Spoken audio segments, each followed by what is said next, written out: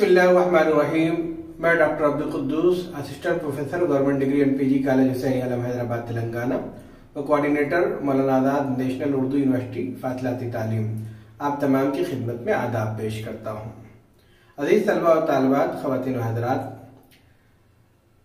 मौलाना Azad national Urdu university की जानिब से एक नोटिस आई है जिसमें यह बताया गया है कि असाइनमेंट्स बीए, बीएससी, बीकॉम या कि एमए के तमाम कोर्सेज, सर्टिफिकेट कोर्सेज और डिप्लोमा कोर्सेज की जो तारीख थी उसमें तौसी की गई है।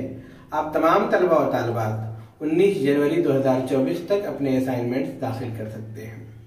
अजीज तलबा व तालिबात, ये थी अहम इत्तला जिसे पहुंचाना बहुत ज़रूरी था। उम्मीद करता हूं कि आप तमाम वक्त मुकर्रर पर अपने असाइनमेंट्स को दाखिल कर देंगे। बहुत शुक्रिया। खुदा हाफिज।